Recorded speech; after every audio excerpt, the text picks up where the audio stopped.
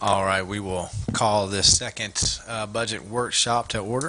I'd like to make apologies for Commissioner Coleman. He will not be able to be in attendance tonight. He had something come up. We'll do the best we can without him. With that being said, Mr. Manager, please lead us a while. Thank you, Mr. Mayor. And we're in our second budget workshop. This one is primarily going to continue to focus on governmental funds. Within that, the primary focus being the general fund. Many parts of the general fund we have very well locked down, but we are in about a $6 million general fund budget, and we have a large percentage of that that there's still quite a bit of uncertainty. And I think until we get more clarity in how that plays out, that it's hard for staff to get the kind of feedback we need to educate as much as we can about what's in the budget and what our potential considerations are when we have more clarity, but not necessarily expecting the commission to say fund this and not that tonight. We are going to review a list of unfunded items like we do every year. And generally, we're not going to go through them on a project-by-project basis, but certainly if you have questions, we'll deal with as many questions as you'd like. If there's some general, we think this one should move up or move down. I'll take, for example, economic development. We really want to focus on economic development this year, so we may grab some initiatives related to that and move it higher up the list. But we're not really looking for detailed fund this one and not fund that one at this stage of the game. We think we have time to do that at a later date. We do want to leave the meeting with all of our elected officials to be thinking about our preliminary millage rate, which we are going to ask to be set at our next public meeting, City Commission meeting on July the 24th. We built this budget, or where we are today is with a millage rate of our current millage rate, which is 5.9089. By calculating our rollback rate would be 6.1888. And state law allows us to adopt a budget of 6.3 and some change with a simple majority. Staff's recommendation for setting the preliminary millage rate is going to be that 6.3 number. If you'll remember, we can always go down from that without additional notice to our residents, but we can't go up. So if we lock in at too low of a number and then we learn something through our law enforcement negotiations or a curveball comes to us, we would have to renotice, and that's a pretty comprehensive process. It's a pretty daunting process to reissue trim. So we'll have as much discussion on that as you'd like, but staff's recommendation is that a preliminary millage rate of 6.3 mils, somewhere in that time frame, and we'll have that as an action item at our next commission meeting. Dallas and I are going to share the presentation like we typically do. I guess we have 4 handouts for you.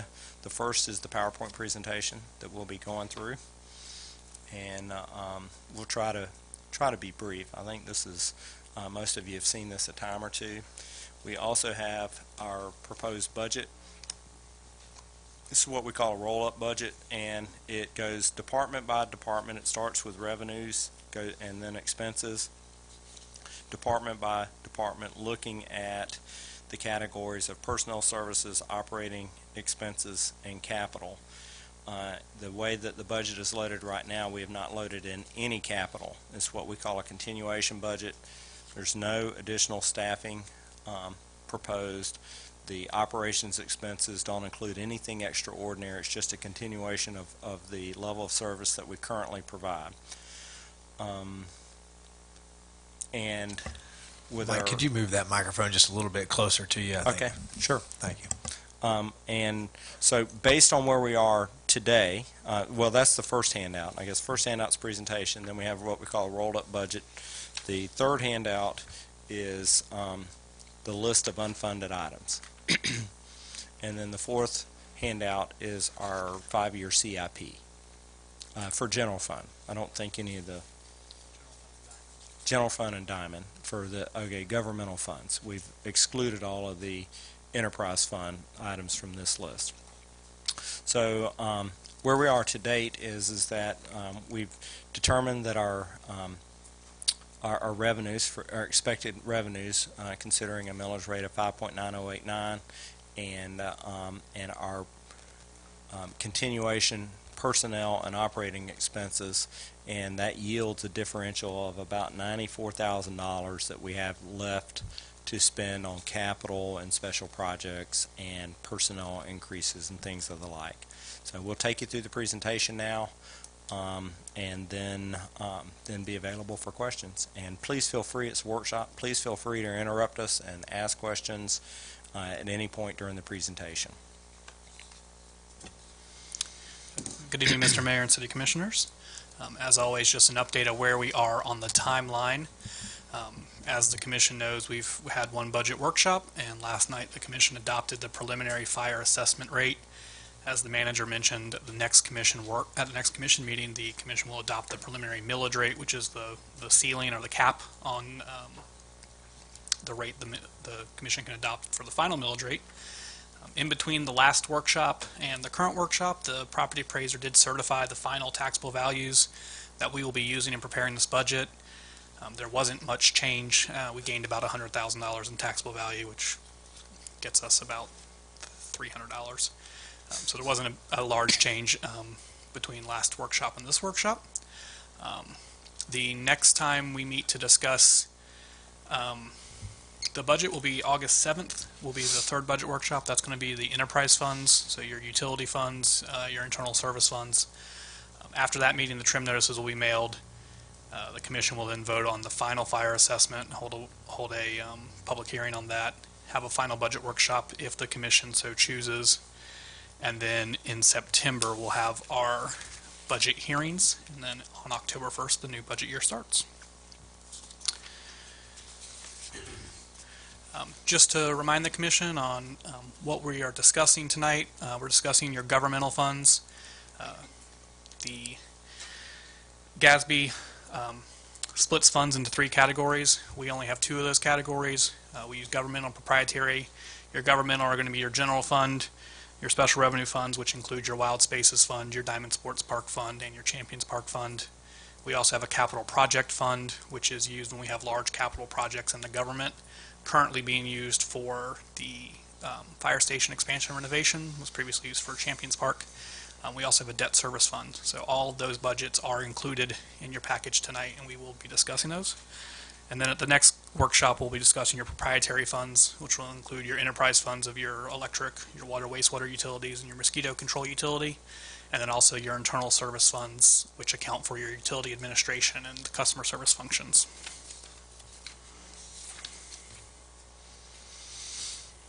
I'd like to start the presentation off with a review of our accomplishments. Really, these are your accomplishments, things that this Commission has accomplished, say, in the last 2 to 3 years. So primarily, the first thing that we see is we've increased our general fund reserves to, as of the end of last fiscal year, $658,000. Which is really impressive. We've been increasing that at the clip of maybe $200,000 a year, faster than anticipated. Just our target, or at least our initial target, is 2 months worth of operating expenses. So for us, that's $1.1 million. And when we get there, we think we'll be where we need to be in terms of the amount of reserve we need to be carrying. We've also we're directed, and we've been working on diversifying our revenues, and we have done that. We've taken on electric franchise fees and mosquito control fees.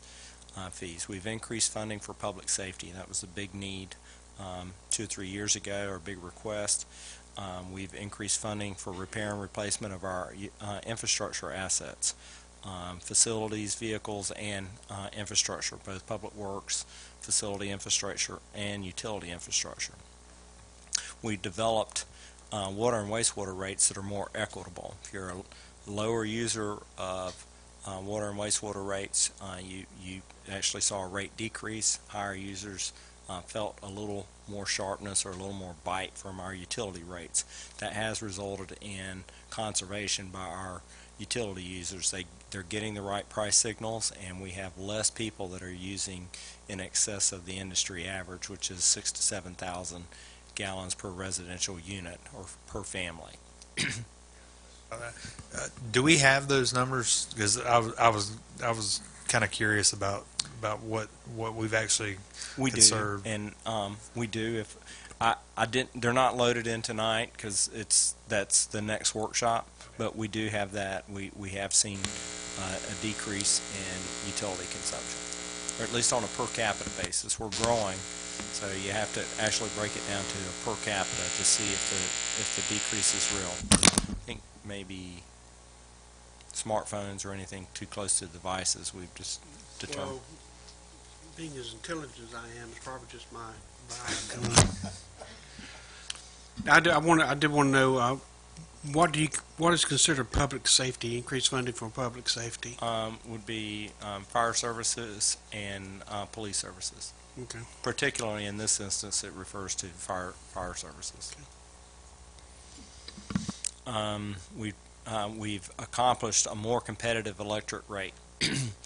On the part that we can control, we are extremely competitive. Our wholesale power rates, we've actually got FMPA to adjust their formula, and which will benefit our citizens about $1 per megawatt hour or per 1,000 kilowatt hours, which is a pretty huge accomplishment. It took quite a bit of effort.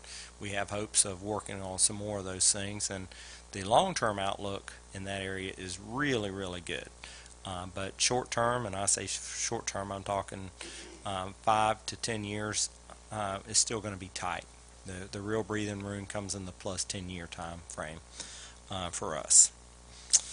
We have this board has saved residents about $150,000 a year by contracting for law enforcement services, and most recently made a decision to execute a contract with Waste Pro that will save our residents $120,000 per year annually, or an average of $60 per resident. To review the guidelines and policies that we use when preparing your budget, as the city manager said, we try to maintain a minimum of 2 months operating reserves in your major funds. We currently have those reserves in your electric and water wastewater funds, and we're every year building in the general fund. We use one-time revenues only for one-time expenditures or to be placed in reserves. If we get a windfall or some sort of unexpected revenue, that's a one-time thing. We don't use it to fund reoccurring costs. Your budget is balanced. It's always balanced as required by law. Your enterprise funds establish fair and equitable operating charges, so they meet their own expenses. They're not subsidized by any other funds. And we constantly are striving to develop a more diversified revenue system.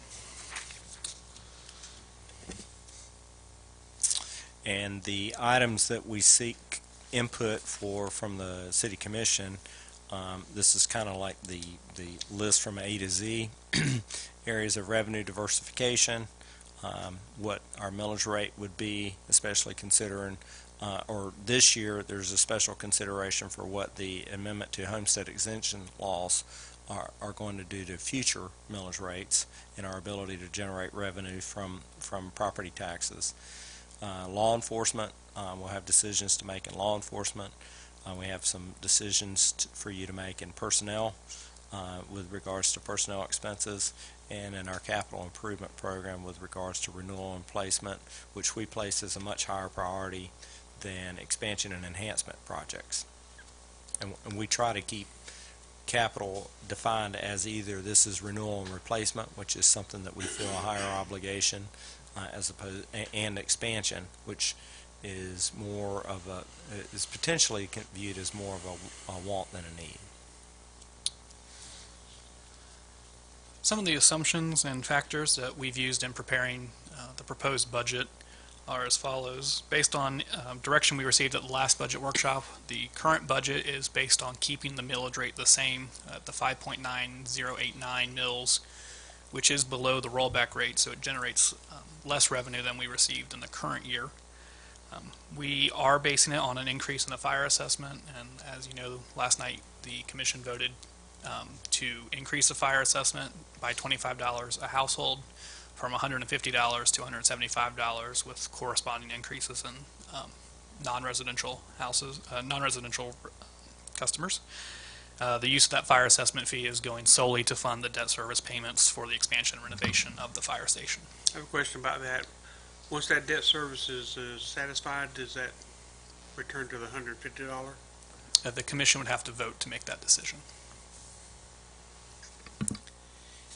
In the proposed budget, there are no increases in staff wages. There's no merit, no COLA. There's no funding for vehicle replacements. There's no funding for renewal or replacement of any of our existing infrastructure. There's no funding for general fund reserves. We assume that there are no new revenue streams. We assume that there is a 5% increase in our law enforcement contract. Obviously, that is up in the air right now, and I believe the city manager will talk a little bit more about that later. We propose no enhancements of services, no addition of staff, and we did fund the contingency fund at the $50,000 that we've been funding that for the last several years. Dallas, Yes, sir. if the commission opted to do the rollback rate, which would be put us at 6.1, 6.1888. what's the dollar value of the difference between the 5.908 and the 6.1888? To the city, it's about $100,000 in revenue. To the average resident, it's about a $30 a year increase. Okay, so $100,000 doesn't get us anywhere close to funding everything that's on this slide. No, sir. How did we do it last year? Because we did all these things last year. Well, last year, obviously we were starting on a lower rate with wages. We also had a lower contract with the sheriff's department. We had lower costs in a lot of our contract and operating areas. And last year, our millage rate generated more revenue for the city than the same millage rate does this year. I thought that was the purpose of a rollback rate, to generate the same revenue off of a Well, decrease if in we go to the values. rollback rate, you'll have about $200,000. I thought it was 100,000. Well, you get $100,000 more. We already have $100,000 in the I budget. see. So the rising cost of life and a decreasing amount of revenue Right. Last year, for all these things, you accounts for paid all about. of these things? Last year, you paid about $250,000 in your capital, which is basically what we cut out of the budget. Okay. If you add your $100,000 back in with your millage rate plus the $100,000 we have sitting there, you're at We're 200. close. We increased the sheriff's contract by $37,000 Right. Okay. on Thank you. top of other increases. All right. Your general fund. This is where we are currently. We are anticipating about $6 million in revenues and about $5,900,000 in expenses. So that gives you $94,000 surplus revenues over expenses. Again, with all those things previously mentioned not funded in the current year's budget, current year's proposed budget. And your special revenue funds, your Diamond Sports Park Fund is, for all intents and purposes, the same as it was last year, projected to make a little bit of a profit. Your Champions Park Fund, which is the fund that you receive in money from the county to pay your debt service. Also, any funds that we receive from Champions Park per the contractor deposited in that fund. Any other revenues that we may generate for the park are used in that fund. We are currently budgeting that we will receive debt service money, bed tax dollars, to make the payments on the debt service from the county. The county has indicated that they wish to pay off the debt this year. However, nothing official has happened, so at this point we're just planning on budgeting it in case that doesn't go through. The $84,000 that you see there in capital outlay is the spending down of the remaining refunding monies from the debt refunding. Your surtax fund is a new fund this year. It was established to account for the wild spaces and public places sales tax revenues. We have budgeted that we're going to receive $330,000. That's based on the Department of Revenue economic development research estimates, which is higher than what the county was using. So we actually are seeing an increase in wild spaces money than we previously anticipated, to the tune of a couple $100,000 over the course of the 8-year tax. We're also budgeting that we're going to receive that $400,000 grant from the county, which we've previously received, and then to spend that money on the fields out at Easton. Again, your debt service fund, this has to do with paying the Champions debt. If the county were to pay off that debt this year, the commission would do a budget amendment to make that happen, and then this fund would be eliminated and not be budgeted in the next year's. Dallas, is the debt service that the city owes to the utility fund for all of those big ticket items we paid off 2 or 3 years ago, is that part of this, or is that part of this debt service? Or have we No, paid sir, that off it's yet? in the general fund. That's in the general fund, and we budget. We're still making that payment. Yes, How sir. many more years do we have to make that payment? It's $50,000 a year, something like that. It's about $70,000 a year, and I want to say you have the next year will mean you'll either have 3 or 2 left. There's not Okay. many years left.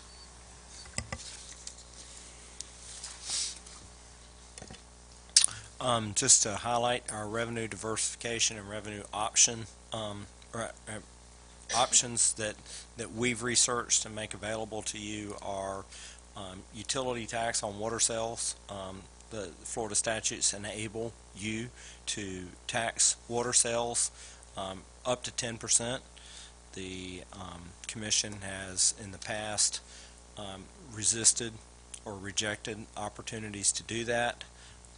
We tax electric sales but not water. So that could net the city up to $62,000 in additional general fund revenues. It's $6,200 per percentage. So and you could do 1 to 10%, but if the commission elected 10%, which is far and away, and I'm not necessarily advocating for that, but I would say that far and away the industry average, I'd say 95% of the cities in Florida, 10% utility tax on water sales. So that could net up to $62,000 in additional revenues. Now, is that money only allowed to be used for water, or does that go into the general? Now that is funding that goes straight into the general fund to be used for any general fund items. It's not allocated to the utility funds. The natural gas franchise fee, and this is something that the commission has asked staff to take action on, and we are. We're actually going to discuss this at our next city commission meeting on July the 24th.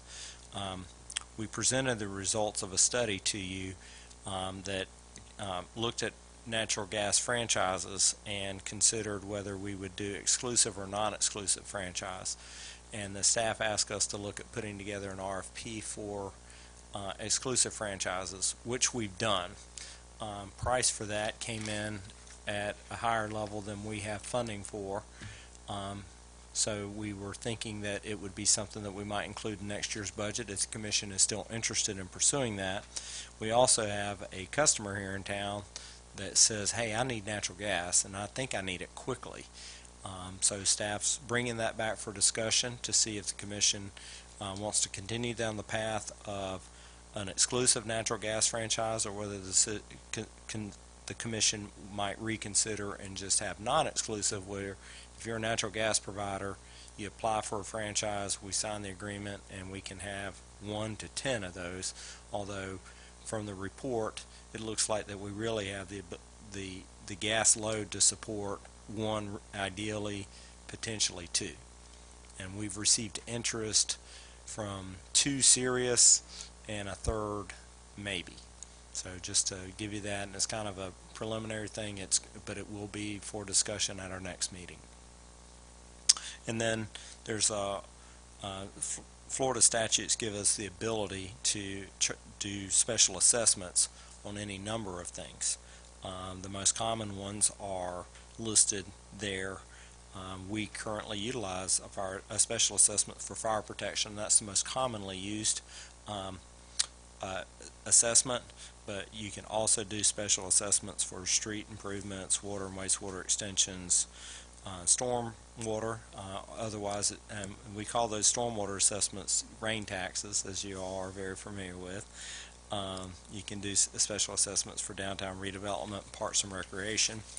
Just as a bit of a preview, with the homestead exemption amendments that the Florida statute passed this year, and with legislation that they've considered that would tie a commission's hands with their ability to raise their millage rate, increase it, I think that special assessments are something that you're going to see local government begin to utilize more and more as a tool, as the only way to increase their revenues to pay for the services that they provide. Mr. Mayor, to address your question, I looked it up. We have 4 more payments to make on the interfund loan. We issued ourselves $568,000, and our first payment was in 2014. Our last payment's in 2021.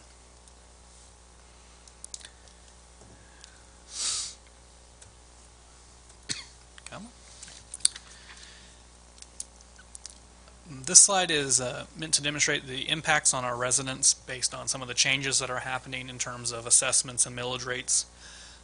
We assumed, based on the property appraiser's valuations, that the average house in Newberry is valued at $160,000. You take out the homestead exemption, that gives you a taxable value of $110,000.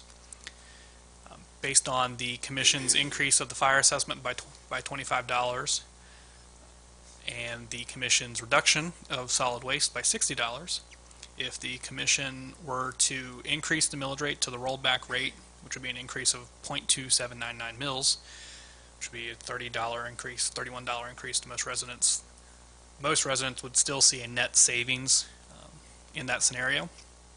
In addition to that, the county is proposing, currently right now, in fact, they are adopting a increase in the law enforcement MSTU from the current 2.4 mils to a 3.75 millage rate, which shows that the city commission made a wonderful choice when getting out of the MSTU. At that rate, the city residents would have paid almost $1.3 million, $1.4 million in MSTU dollars next year. So if you take their proposed millage rate, which by all accounts should be passing, of 3.758 mils, and you subtract out what we raised our millage rate to fund law enforcement, that's a difference of 1.6576 mils, which to the average resident is $182 savings, which means our residents, based on the current proposed millage rate from the county and our what we raised our millage rate to pay for law enforcement, saves the average resident $182 annually. Well done. Exactly. Well done. In addition to that, the county is also proposing to reduce their general fund millage, which is the millage rate that all county residents pay, both incorporated and unincorporated. For the first time in, I believe, 22 years, the county is adopting the rollback rate. So that's the first time they're not increasing their taxes in 22 years. Thank you. They're not increasing the millage. You've learned well. You learned well. They're adopting their rollback rate, which is a reduction in millage rate of 0.459 mils, which again to our citizens is about a $50 reduction. So if you take all of that in hard savings just this year alone, not including the law enforcement, it's about a $55 reduction to residents if the commission were to adopt the rollback rate. If you include in the law enforcement, it's a $237 reduction annually to the residents of Newberry, with the millage rate being taken to the rollback rate.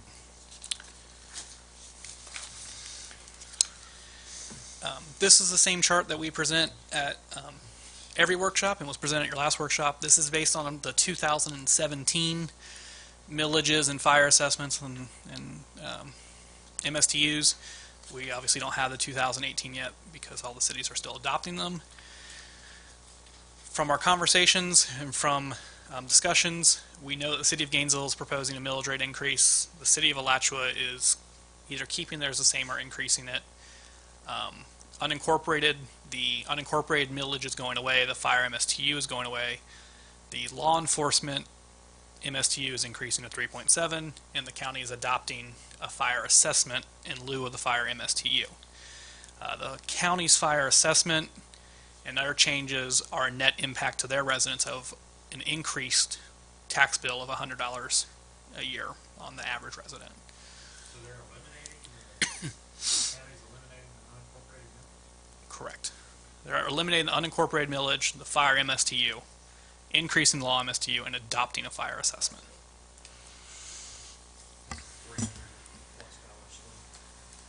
It's a $100 net increase to the average resident.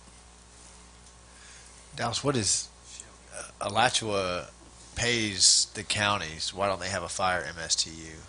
The Alachua is not in the MSTU. Alachua paid the county straight out of their general fund millage For fire services? for fire services. However, they have adopted the county's fire assessment for next year. So when we present this chart to you next year, they'll have a number in the fire assessment column, as will the unincorporated county. Okay. I don't mind Newberry being higher than La Crosse and Micanopy, but seems like we should be beating the city of Alachua.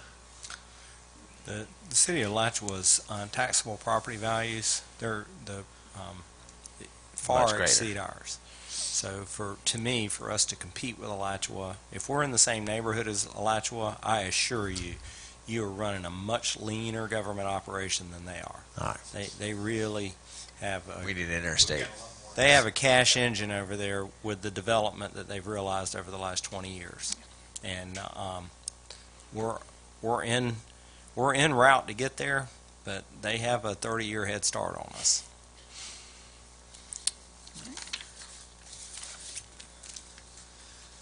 Just some more information about millage. Your current year gross taxable value, as I said earlier, is $368,107,000. So it increased $107,917 from our preliminary numbers. This is a reduction from last year's taxable value, which was the $374 million. And as we've said earlier, the rollback rate is 6.188 mils, adjusted up from the current millage rate. And then the chart below shows you what the increases of each, if the commission were to choose to increase the millage above the current year. This, it's my first time, so on that page where you talked about the impacts on residents annually, it showed that they're having an annual reduction of $237. So, I mean, and if each mill is worth $110, I'm just saying, even if you raise the tax rate by 2 mils, they'd be still paying the same thing.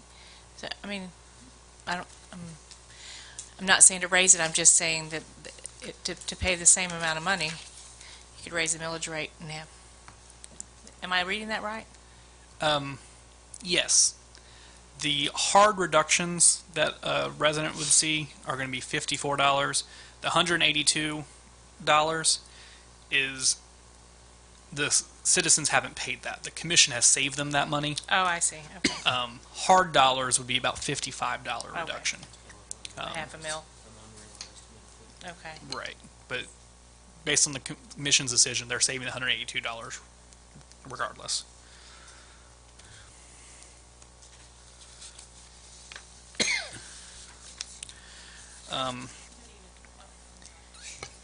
So with the rollback rate, the effect on the average homeowner is $30 more.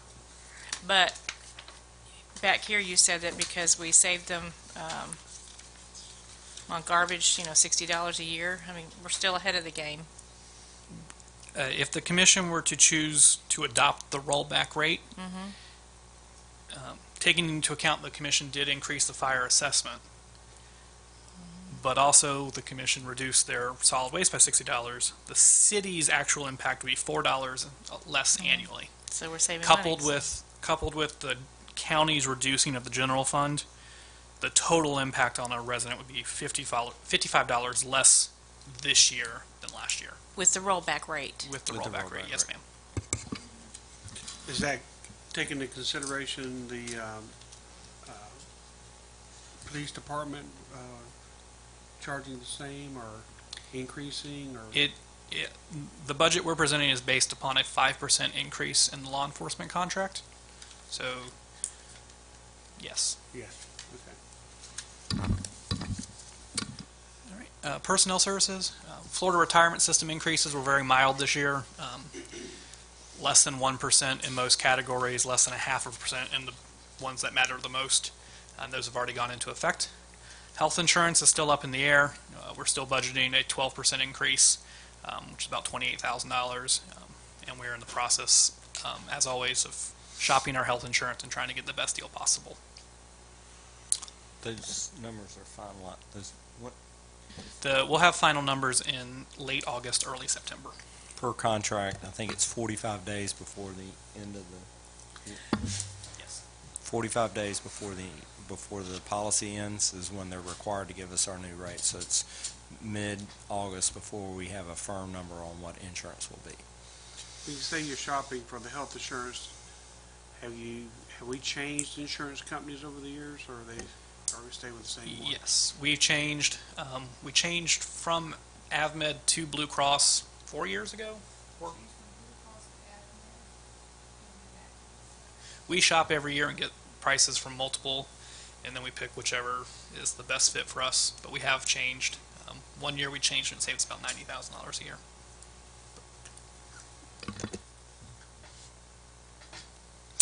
So the next consideration for the commission is any type of personnel increases, whether they're COLA, which is not a popular term, but I guess it's a keeping up with the cost of living increase, so that the cost of a gallon of milk for a resident in for an employee in 2018 isn't any more of an impact to them than it was in 2017, and merit increases. So I believe the commission began funding merit increases 3 years ago, first time in several years.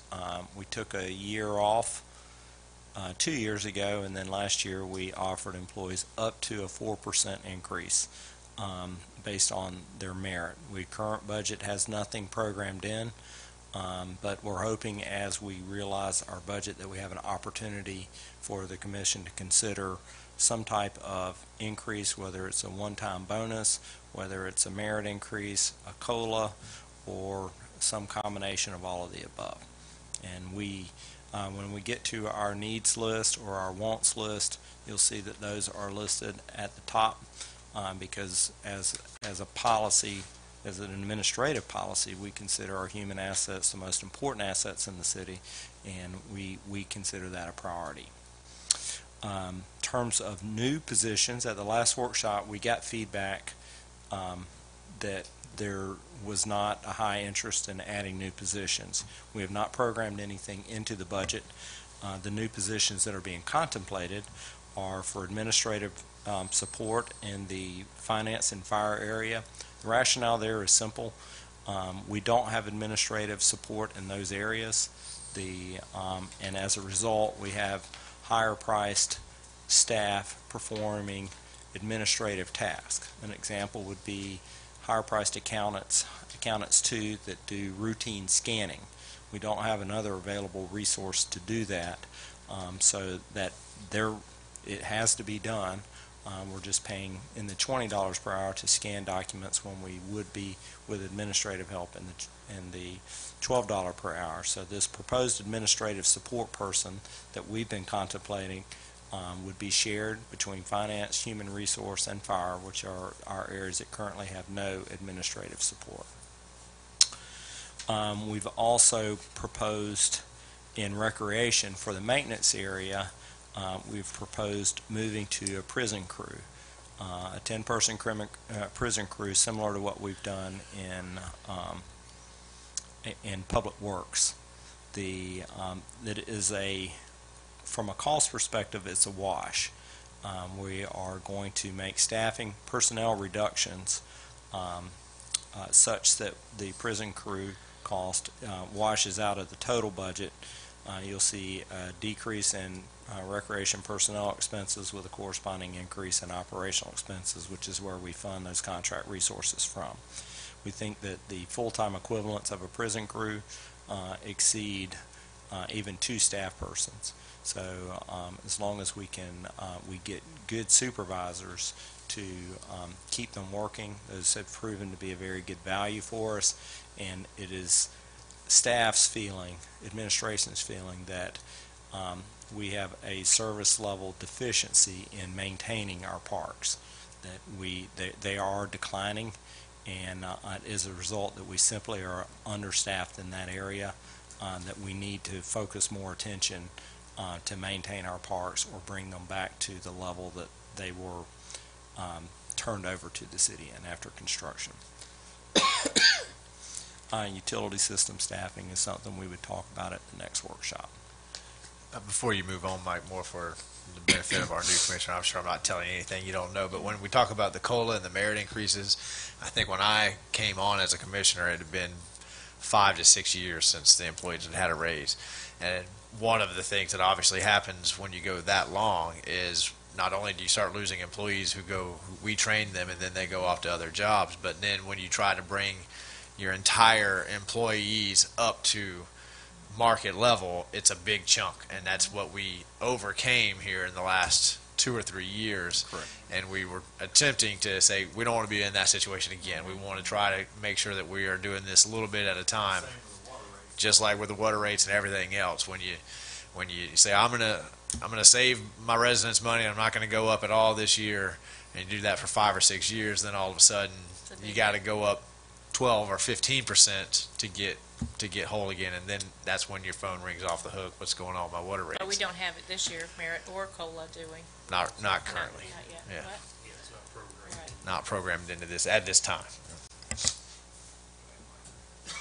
Very, very well surmised. In our operating budget, so that was personnel and operating areas, just point out that between 2012 and 2016, the city's entire operating budget, general fund budget, was reduced by 10% at the direction of the city commission. And what that did, at least from staff's perspective, is those were that resulted in some lean budgets, and it's also gotten, in my opinion, to the point that there's not a lot of fat to continue cutting. So I think that if you're new to Newberry or haven't watched what the commission has done over the last 3 to 4 years, there may be a perception that, well, what we really need to do is go in and cut the fat. And just want to remind you that the commission did cut the fat over a 3-year period, and the operating expense took the bulk of that cut with a 10% reduction over a 3-year period. In 2017, we our current fiscal year, were able to provide a few service level increases, primarily because of the sheriff's contract that was negotiated that freed up some money from the MSTU that the commission elected to put back into some needs. And the most notable one would be the establishment of using an inmate crew in Public Works, which at that time was our area of greatest need. We were spending, our biggest deficiency at that point was our attention to our roadway assets. We got the prison crew working in about February, and in a 4-month time period is a noticeable difference when they work. Whether you watch them work, which is what I do, or whether you read the forum, it is noticeable to the residents of Newberry that prison crew is already making a difference in working in our right-of-way. And the cemetery. And facilities, they maintain the grass at all of our facilities, City Hall and Municipal Building. It's been a big shot in the arm for us at not a huge expense. It runs about $60,000 a year for us to maintain that prison crew. It has changed one thing.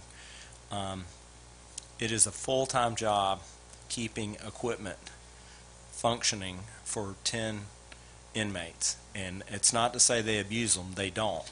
But when 10 inmates run lawnmowers and weed eaters and string trimmers for 7 to 8 hours a day, there's a lot of equipment that needs to be repaired and ready for service in the next morning. Mike, you said that we had like a 10% decrease over the last few years. Are you implying there's no other way to decrease our cost?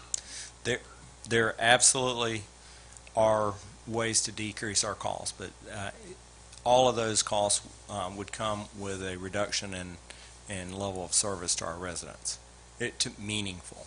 I mean, we can go into the city manager's budget and say that I don't attend a particular conference next year, and that'll save us, $1,500 in travel or training expenses. But if we want to have meaningful in a $6 million budget, if we want to have a meaningful reduction, it will absolutely result in a decrease in level of service or declining condition of our infrastructure. An example of that would be parks. If we continue on the road that we're going now, our parks will continue to decline. Many of our parks are, I would grade them C minus, D. Our residents expect them to be a B. I think from time to time residents stand up and they complain about the condition of some of our parks, even our newer parks. And it is going to take an investment in operations, some funding, and some additional staffing for us to get on top of that. Mike, when we had that series of workshops on Parks and Rec, we often compared us to Alachua, the number of parks we have versus the number of parks they had. And one of the figures that stood out to me was, and I'm sure I'm getting this wrong, but we have roughly the same number of parks, and they have 6 or 8 guys. We have 2. Is that right? That is correct for maintenance. For maintenance. That is correct. So I mean, I thought those 3 or 4 workshops that we had put a whole lot in perspective, and that was 3 years ago. It's 2 years ago. We did 5 workshops over the summer during the budget season, and we did some benchmarking. And the general, I won't speak for the commission, but staff's takeaway from that was there was generally a satisfaction that there wasn't some great big loss in a great big area in recreation that needed to be tuned up, that we were running as lean as that it could be run. Now there are some level of service changes that could be made there. Staff does not recommend them, but staff does take direction. If the commission wants to go that route, staff understands how to take direction. Are the inmates able to maintain those parks? They are. There are certain guidelines about getting inmates in proximity to children playing, but generally those inmates are working earlier in the day. Jamie, who came over from Bay County, managed parks over there, and they used inmates crews over there, and it's a scheduling thing. You just work on scheduling it in such a way that there's not inmates commingled with children, to the point that sometimes you just say, this isn't going to work. What's next on our list of things to do? Let's get in the van and we'll move to the next road next work down the road. But they were able to successfully do it in Bay County. We've discussed it extensively, and we don't see any reason why it wouldn't be successful in Newberry. And what can any of the money from the wild spaces be used for maintain? The Wild Spaces money can be used for maintenance for things that were constructed or established with Wild Spaces money. So as we spend our money on capital infrastructure and then we want to take some of our future revenues and plug it into operations, we could do that. But we couldn't just spend Wild Spaces money on an inmate crew to work on Jimmy Durden Park tomorrow, because Wild Spaces money never created that. But if we do some big enhancement and I'm not suggesting we would build a splash park, but if the city decided to build a splash park on year 1 with Wild Spaces money, then they could pay the utility bills and the staffing for that facility until the Wild Spaces revenues ended. That's an allowable use of O&M money. But anything like maintenance on gym equipment or anything like that can be used for that? General maintenance should not be I'm correct in that, and my understanding is correct. Mike, can the Wild Spaces money be used for operation of MLK and Lois Fort, since they were built under the under the old Wild Spaces Public Places money? I do not know the answer to that. Dallas is shaking his head no. Dallas knows the answer to that. It has to, you can only spend it on it has to have been generated with the same tax. Okay. The previous was a separate tax. Gotcha. What staff does propose is the Wild Spaces money. We have, before Wild Spaces, we were spending a chunk of our general fund revenues on capital projects at parks, R&R, things of that nature.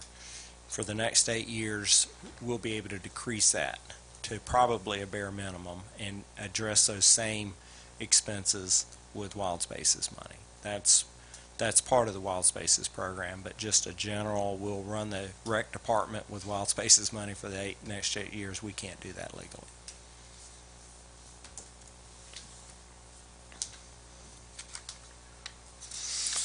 Next item to speak to are capital investments. We've dealt with personnel, we've dealt with operations, so capital investments is our next area for discussion. As I mentioned previously, we classify capital improvements as either renewal or replacement of existing infrastructure or expansion and enhancements. We place a higher priority on renewal and replacement of existing infrastructure. The infrastructure includes utility infrastructure, road paving and resurfacing, some of which gets funded from earmarked gas tax dollars. Facilities, been a big emphasis in the last 3 years from this commission on making sure we properly maintain our facilities, our fleet and equipment.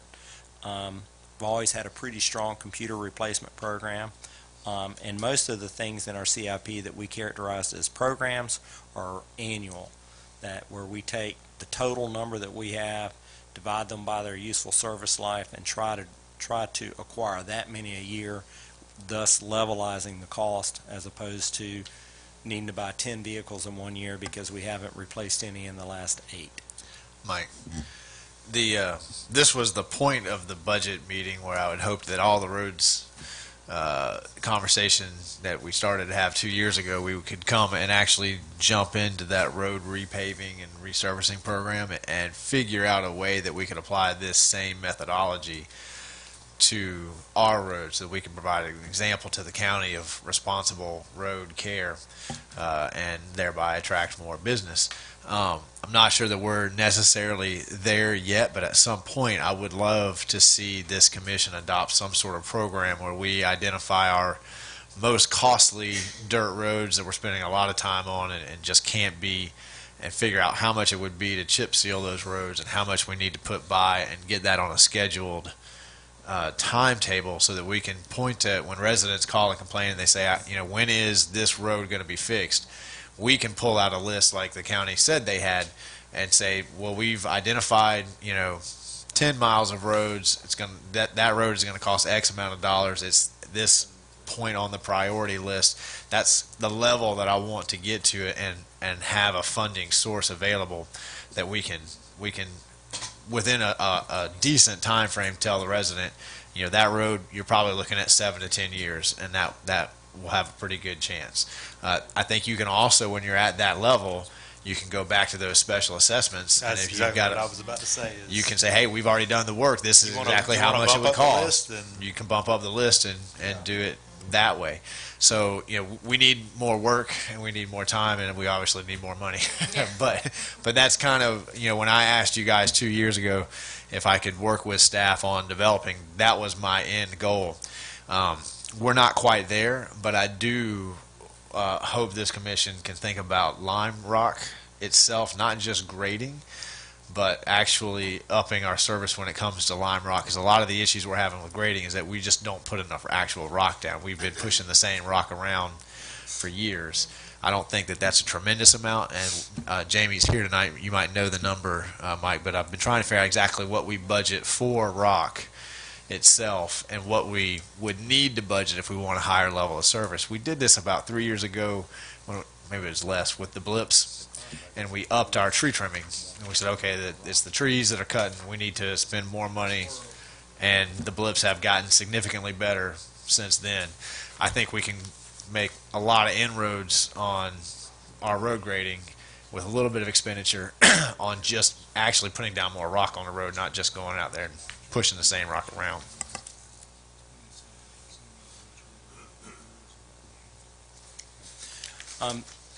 Mr. Mayor, just to speak to lime rock material, which comes under the operating budget for us, we have looked at that. Jamie indicates that he doesn't necessarily have the number off the top of his head, but his analysis showed that over the last 4 years, which might tie back to we need to see a 10% reduction in operating expenses across the board. Our acquisition of lime rock was down about 25%. So we have programmed this current budget, the one that you see as a continuation. We began this year in 2017. If you need the lime rock, Jamie, get it, and we'll make budget adjustments. We've proposed increasing in the current budget before you, what we call the continuation budget, to increase funding for lime rock acquisition. All right, and so with regards to capital improvement, you guys are familiar with our 5-year CIP. Looks like this. The list before you is generally pulling the year 1 CIP projects out, plus adding a few other items that don't classify as capital, but are special projects that we'd like to pursue or suggest pursue, or at least suggest considering. You'll see at the top of the list are personnel increases, so they're not related to a project necessarily, but they're unfunded. And so this is a spreadsheet. Actually, the one in the presentation isn't as current as the one that you have in front of you. At this time, I mean, it's not changing by much, but our budget is fluid enough that if we meet with you at 1 o'clock and we tell you that we have $88,000 in excess, and then we meet you at 5 and it's 92, and then we have a workshop at 6 and it's 94,000. That's just how fluid it can be.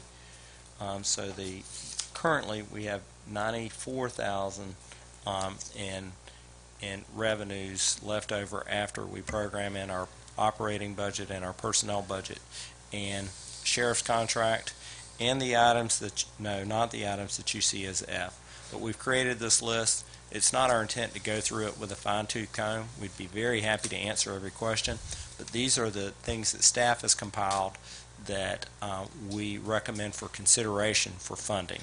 So Well, and this is the list, Mike, right, that we're talking about. That is the list. And this is what we're suggesting we all go home and sleep on for a couple weeks and ask questions about, and then we'll come back and... Absolutely. And it's funny that you refer to it as the list. All the emails I've been getting from our finance director are titled The List. That's exactly what we're calling it, the list. And so the way it works is he's built this worksheet, shows the item, shows staff's priority, and generally it's from highest priority to lowest priority down the list, down the page. But please don't get too caught up in it. This is a very rough prioritization, and if you debated that something's too long on the list or too high, I wouldn't argue with you. It's just our best guess. The next column over is whether it has staffing associated with it, FTEs, full-time equivalent personnel, and you can see there's only 2 of the items in there that are staff related. And then whether it's funded. So if it's a no, that means it's not funded. If there's a F, that means yes. So F means funded, N means not funded. And the way Dallas has set up the spreadsheet is that if we select an F, it rolls up to the top and tells you it's been approved by the Commission for funding. We took some liberties. You'll see that some of them have been turned on as an F. These are pretty bare minimum, and they're not.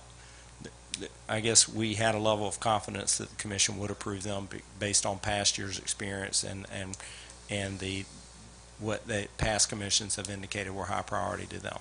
So currently we've turned on or approved $41,000 worth of projects that include our computer replacement program, firewall, which is more IT stuff, bunker gear for the firefighters. That stuff has a lifetime expectancy, and so we try to levelize those costs and purchase $8,000 a year worth of bunker gear. Same thing with fire hose, and we have enough mowers that we try to replace one a year, both in Public Works and Recreation. But I think we've only funded one. We've only funded the one in Public Works. And then finally, just kind of as a one-time funding, a commissioner brought up for our consideration parental leave for our employees that want to take that are taking time off related to the birth of a child or an adoption type situation. We don't offer parental leave currently, but felt like that the cost benefit of it in terms of an offering was very good value. So we've determined that we expect the cost to be about $3,500 to provide parental leave for all employees. We only have a few births a year in the city of Newberry, so that we've turned that on currently as a funded project. Mike, is that an industry standard to have? Is this maternity leave or is this This is parental? Is there a difference parental. between parental leave? So it could be It's male or paternity female. or maternity. If you're a father, this would be, is it, how many weeks? It all is to be determined by the commission. The parental leave currently within local government isn't industry standard, but it is rapidly becoming industry standard. Every week we get notification of another city adopting Ivanka really wants it. But, well, by the way, it. Ivanka well, really wants it. it's not fluff, and we'd be the only city in this region, I think, that offers it. And with us not being able to give wages maybe that are considerably like other cities, I think it's an incentive, and it'll absolutely, I think it's a good thing for us to consider. Thank you. I have to apologize because I was not aware that we didn't offer any kind of paternity leave. I So was surprised too. I was kind of shocked to see it there. I said, well, why is that there? Well, we don't offer that. Really? How I think- very I think 20th century of They us. can take time off. They have automatic. I mean, we are required by federal law to offer FMLA, which is Yeah. 12 weeks of unpaid leave, where Yeah. the employee can take their own leave during that time. But they don't get paid for it. They get paid if they do get paid if they have sick and vacation leave on the books. And a whole However, lot if of they 22-year-old don't- women have 12 weeks of sick leave on the books. That's As exactly long as you don't correct. hire anybody under the age of 50, I'm off.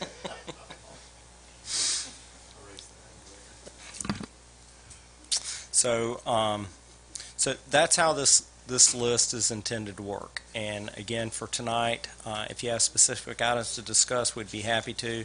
But if not, it's for your information, for your consideration. You'll see it again as we make more determinations about what we're going to do with the other bigger areas of general fund. And so- Mr. Mayor? Mr. Martin. Yes, sir. Do we not, so you don't have the vehicle replacement programmed in this year? We currently don't. Okay. And And that's do, been It's on averaging. here. What? But it's I'll under the go ahead and non-funds. ask. I'm sorry, I cut you off.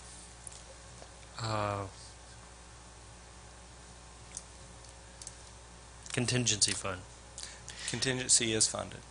Have we, 50,000. we've just been rolling the same amount into the new one? Because we haven't been spending that, to my knowledge, The too much. $50,000 has, at least in the current city manager's tenure, has never been spent. Never been spent. Never been spent. At the end of each fiscal year, that funding rolls into building your reserves. But in the current year's budget is the same $50,000 it's been Gotcha. every year. Okay. And again, Commissioner, I would encourage us not to necessarily get into this list because it's such a fluid situation right now. I'm not trying to squash anything, but you know, in the interest of time, might want to wait until we have some stronger numbers, and then we can delve into the minutia as much as we want. But it's your time. We'll stay here as long as you want. Commissioner Farnsworth first, and then back to Commissioner I Martin. was just kind of curious, is the AMI funded? AM5 will show up in your enterprise fund, and we have it identified when we do our next workshop. So it'll be programmed in, and it's actually not necessarily paid for out of rates. It's actually paid for out of a combination of reserves and depreciation funds. So it would be funded. I just wanted to kind of baseline a couple of things. So, as it sits right now, there's about $94,000 sitting there for us to fund a few things. We have some listed savings over the course of the year for the residents. We've got on page 16 what changes in the millage could generate for us, which we could use to fund some more of these projects if we wanted to go somewhere between the rollback and the existing. Am I on the right page here? That's where we're at? Okay. Yes, sir. So, Okay, Mr. moving Manager. through the list, that brings us to, I guess, our final slide. Final two slides. For just a reminder, this again is kind of the summary of all the different areas where we'll be soliciting commission decisions as we move down towards adopting our final budget in September. And Mike, do you want us to consider this here tonight, or do you want us to go home and sleep on these kinds of things and meet with you guys individually and kind of let you know where we're at? Seems like we still have, like you said, a fluid situation, so. we do, for certain items like revenue diversification, we've gotten no feedback in a workshop or one-on-one meetings that there's anything to pursue there. So if the commission wants us to pursue one of those items at any point, we'd like to get started. We need to get started on those. Well, Mike, what is my concern is, it seems to me like the writing on the wall in Tallahassee is that millage rate is kind of on its way to being controlled from Tallahassee. I agree with So I think Foresight would say that what we need to do is look more at assessments and those types of things, so that, which I've always been more in favor of, because then it's easy to track. I know exactly how much the fire department's costing me. I know exactly how much the police department's costing me. You can't hide anything, trick me, those kinds of things. And that seems like how we're going to go with the homestead exemption and the millage caps. What would your suggestion to this commission be, looking 2-3 years down, to help make sure we can maintain the same level of service, with Tallahassee playing such a big part in how we generate our revenue? Our recommendation would be that I don't, based on presentations and feedback, I don't think that there's anything low-hanging fruit for us to jump on this year. Water tax or a utility tax on water would probably be the one thing that we could implement pretty quickly. Going forward, though, the special assessments route and the natural gas franchise is going to play out here in the next year, without doubt. And then things like the special assessments, I think that maybe as soon as the budget is adopted and we move into the fall, would be a good time for us to start getting with the people that have expertise in that area. As you know, with the fire assessment, we utilize a consulting group to help us do the analysis and then report to us, how the program ought to work. They solicit your input, of course, but they do all the number crunching, and that comes at a cost. We pay an average of $10,000 per year to have General Services Group prepare our fire assessment for us. And so all the other assessments have similar development cost and rationalizations and analysis, because the state legislature requires that there be a basis for it and that the basis be fair. And so we could have a workshop or a meeting presentation dedicated strictly to assessments, where we may bring an expert in and they kind of give us the A to Z on the different assessments out there, and the commission say, we think that we would like to take a hard look at 1, 2, and 3. And we would do that, and we could either implement them or have enough information so that we have them as a backup plan. And if we get constrained with property taxes as is being reported and speculated, then we could just transition easily into assessments.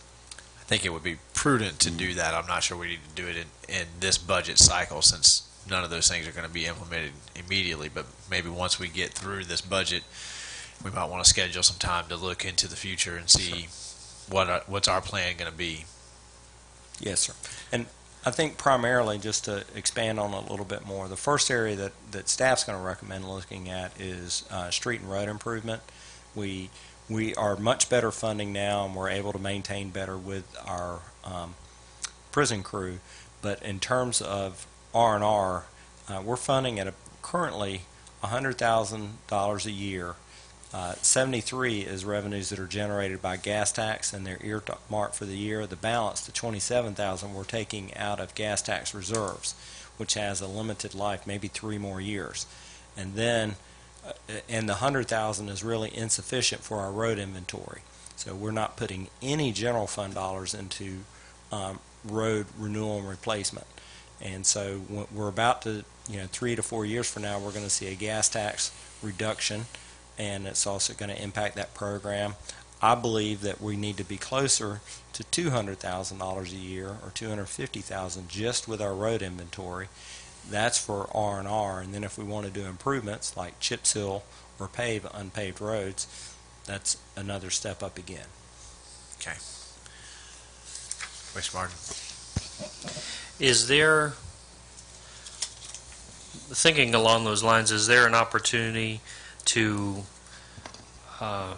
begin maybe this year or in the next year to include those line items showing a 0 on the trim notices,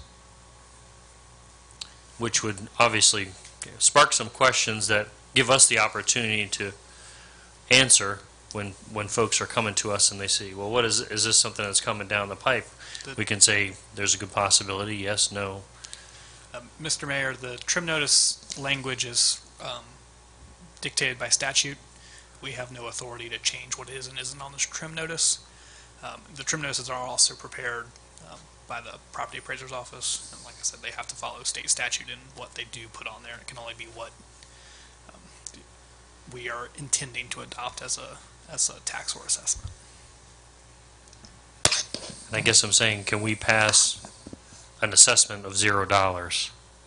And it would show up, it would show $0, it would generate the questions. We have the opportunity to educate folks about, hey, this could be coming down the pipe depending upon what your state legislature does, XYZ, but this is where we think things are going. We're just trying to be a little bit more proactive about it. Mr. Mayor, we couldn't do it on the trim notice. Like I said, it's fairly dictated by state statute. However, if the commission were to adopt an assessment or intended to adopt an assessment, the commission would be required to notice all residents that would be paying the assessment of the intended adoption of that assessment. So we could certainly notice all residents. We do also have the ability in-house to send mail outs to all residents that could certainly have that information on it should the commission direct it. And then if the commission were to intend to adopt an assessment, there would be a statutorily required notice separate from the trim notice that would be mailed to all impacted residents.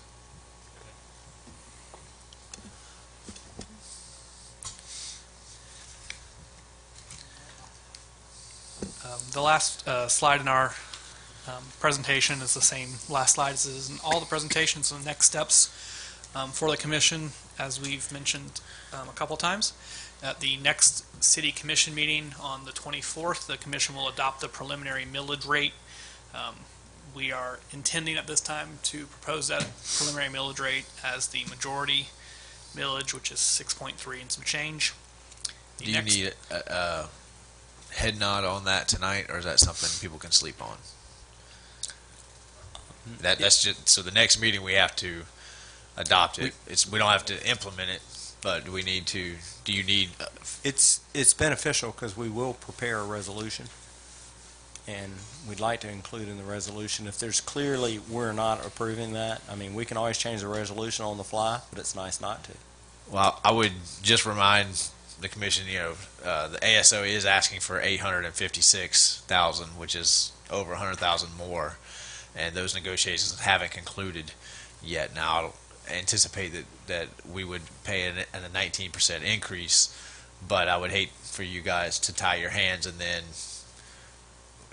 we're stuck trying to come up with that some other way. So it might be beneficial to set it at the 6.3 that staff is recommending, knowing that there's really no appetite on this commission, I think, from any of you to actually go that far. The most I've heard is finding some medium between last year's rate and the rollback rate, which would be the 6.188, but that would give us the breathing room while we finalize negotiations. It doesn't really matter to me what we put on there, 'cause That would be my stance as well. So would I have four head nods to the six? We've done that in the past. Is the 6.3 to we can kind of assure staff that that's what we're gonna. Just don't go plug Yeah. Yeah. Okay. All right. Anything else you need from us tonight to prepare for the next meeting? No, sir. Questions from the commission on the presentation? you don't need anything else on this list? On the what list are you on? Considerations? Page 24? I think No, sir, these are all the things, the decision points that will be coming from the commission, but, You don't need it now. don't need it now. until we're less fluid. Yeah. Well put. I'll make a comment. Any questions from the audience? I have a comment I'd like to make. Comment. Yes. I just want to comment on the fact that we spend months coming up with our millage rate, and it takes a lot of time and energy and research. I just can't get my head around how the state can know what millage rate should be in any community. How can they spend the time to know what we do each, and we're only one of hundreds of communities, so I just don't understand that, and if anybody can explain that to me, I'd appreciate it. I share your concerns with a Republican-led state legislature. You would think home rule would be a little bit more of a priority. Localities, the federal versus state, state versus local argument. We just need a 10th Amendment to protect localities, right? All right. Any other questions, comments? Hearing none. We are adjourned. Thank you.